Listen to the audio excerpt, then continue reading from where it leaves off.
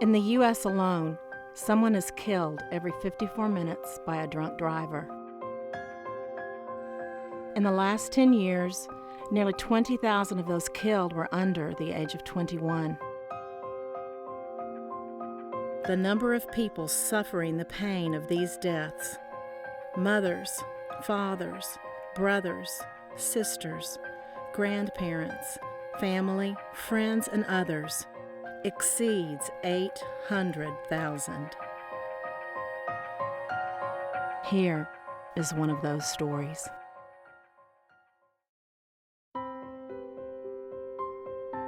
Knowing that I was pregnant with twins was quite an exciting thing for me. Just an extra special blessing, I thought, because motherhood for me was just what I was meant to do. I put them in the same crib, one down at one end and one down at the other end going across the crib, and I separated them thinking that they would disturb each other if they were touching. About 15 minutes later, I came in, and they had wiggled and wiggled and worked their way until they were touching. I realized, at that moment that the bond that they shared was so close. The idea that Megan and I's relationship was just sisters, not to me, not at all. She's my best friend. We had a great childhood. I was the middle child. We were close in age, so I think that kept us close, to each other as we grew up. Every day, the whole family would pack up and go to the beach. We'd pack the cooler and walk across the street, and literally hours were spent at the beach. Megan and I would always be belly up to the cooler, wherever the snacks were, wherever the soft drinks were. That kind of became a laughing joke. It's wonderful being the mother of boys because they love their moms. Eric Smallridge is my baby boy. In many ways, they've all been the joy of my life, but he was, as the baby, special in a number of ways. He was always the best athlete, probably was the best student with the grades. He was just a tenacious kid, he was full of energy, and he was so competitive against even myself when we would play basketball or anything. We went on a lot of campouts. Quite frequently, we'd go out and cook chili and stay out in the great outdoors overnight and the like, even when they were very young. Rainey was a den mom, I was a cub leader, and all of the three boys are Eagle Scouts. Some of my fondest memories of him, honestly, were kind of living vicariously through him in his athletic prowess, if you wish. But he was a 4-year letterman for the soccer team at Leon High School. I used to travel with the team on the bus and support Eric, and he was a goalkeeper, and that was really cool getting to watch him. In high school, Megan and I, and Michelle as well, we were involved with the football team as the football managers. We thought we were so cool getting, to be close with all the football players. And then we would travel with them to the game. Megan and I were always closer with the guys. We kind of had a guy crowd and not a girl crowd. So I think that might have influenced our ability to hang with the group in college. We imbibed, we did. We partied, we drank. Somehow, some way, someone would be able to get a bottle, of whatever kind of rum or whatever you wanted, and had the most awful mixers together. We had no clue what we were doing. Eric got caught up in that, just like a lot of kids did, just like I did. And, with him being so popular in high school, he quickly made friends in college, and it spilled over into the whole fraternity thing and rushing, and he did, drink and drive. I think that there were times Megan and I might have made a better choice by not driving each other.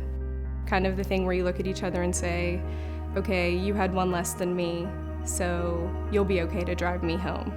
And not only between Megan and I, that wasn't the conversation, but between our friends as well.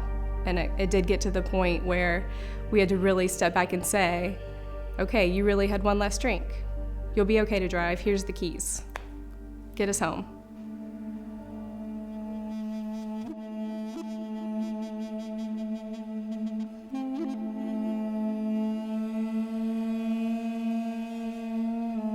Megan and her best friend, Lisa Dixon, were driving home after an evening of babysitting and hanging out on Pensacola Beach. Eric was also heading home from an evening at the beach. He'd been hanging out with friends all day and had just capped off the night with some drinks at a local beach bar. At 2:30 a.m., Eric was at the intersection of Fairpoint Drive and Highway 98, about a 5-minute drive from the bar, waiting for the light to turn. His truck was having battery problems, so he revved the engine to keep it from stalling. A white car in the right merge lane beside him mistook Eric's revving as a challenge to street race. Both cars jumped off the line. Eric was oblivious to the white car beside him until it started cutting into his lane. Eric's truck rammed into the back of Megan and Lisa's car, sending it spinning out of control before impacting a tree. Both girls' necks were snapped by the impact.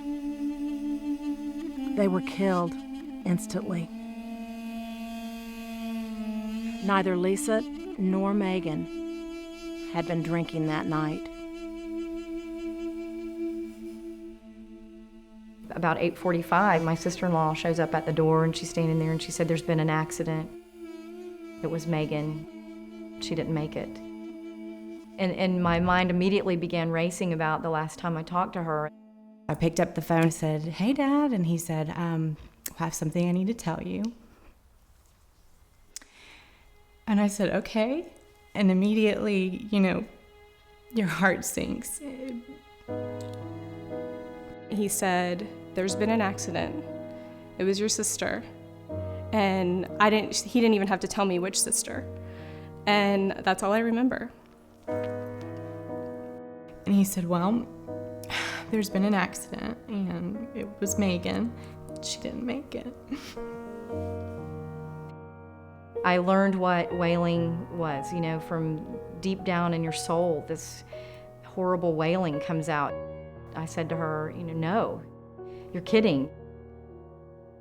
A million memories, a whole lifetime just flashes before your eyes, and you just think, I thought, oh, does Carmen know? I fell on the floor, and I'm assuming that I fainted. I don't know.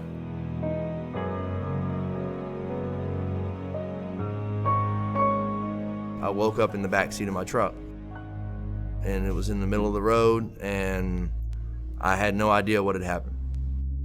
I pulled the door handle and pushed the door, and that's when the glass falls out of the door. And I didn't realize until later that I was actually getting out of the back passenger side door of my truck. The officers finally, they took me to the ambulance, and they told me they were going to take my blood, and I asked them why. Why do you want a blood sample from me? What's really going on here? And they said, well, that's what we're trying to find out with you. And I said, well, a car cut me off, and I tried to avoid an accident, and my truck rolled, and that's the best I can tell you. And they said, don't act like you don't know there's 2 girls dead in that car over there. When they said those words, everything in my life started to kind of flash before my eyes. My own life started to flash before my eyes, and I'm thinking, how could this be? How could my life have come to this? It's like you're all of a sudden waking up in a nightmare, and you want it to be over with. You just see all your hopes and your dreams. You see how proud people were of you and how disappointed they're going to be in you now. And then you start thinking about, well, what about these other people that I don't even know?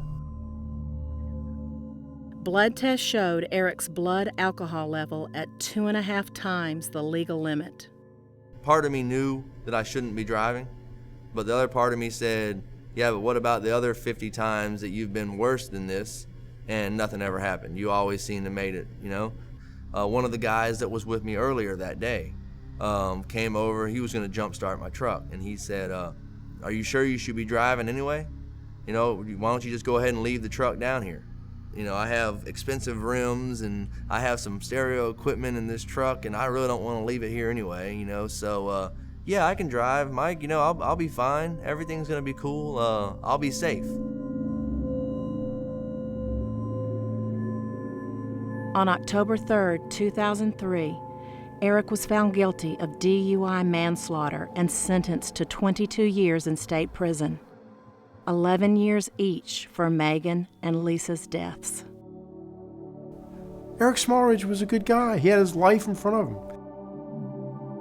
He made a horrible choice, and the consequence of that choice, we can never back away from. It's there. It's there forever and for everybody. A decision can be so dramatic that you graduate from college in April, and in July you go to prison, and that's exactly what happened to me. The decision to drink and drive that night cost me everything. I had high expectations. I had plans of getting married. I had plans of working my way up the corporate ladder. Everything that I had hoped and dreamed of kind of was just, it was swept away all in that moment. We prosecute DUI cases very aggressively. We do not plea bargain or reduce a DUI case from DUI to reckless if we can prove it. If you get caught drinking and driving, you lose your license, you are adjudicated guilty. That is there forever. It can never be expunged or removed. Mom can't help you, Dad can't help you, Grandpa can't help you, I can't help you. There are consequences for our choices. If you drink and drive and kill somebody, you're going to prison. A prison is a very bad place to be. I've personally prosecuted a defendant for killing another person in prison, and the violence inside prison is really, in my opinion, remarkable. There is violence, plenty of it, but you just do your best to stay safe, and you just pray that that your family will still be there when you get out. I've lost my grandma since I've been in here, and I know plenty of people who have lost their parents, and it's devastating. What I would say is, if you're going to drink, and I would urge you not to if you're underage, but I'm not stupid. I know sometimes you're going to do it. If you make that first bad choice, don't make the second one. Don't drive. Don't get in a car where somebody's driving. Because the consequences of that can be life-altering forever. A guy came to my high school to tell me about drinking and driving, and I was too cool for that. It wasn't going to happen to me. You're preaching to the choir here. I just, for some reason, thought I was above that. I was 10 feet tall and bulletproof.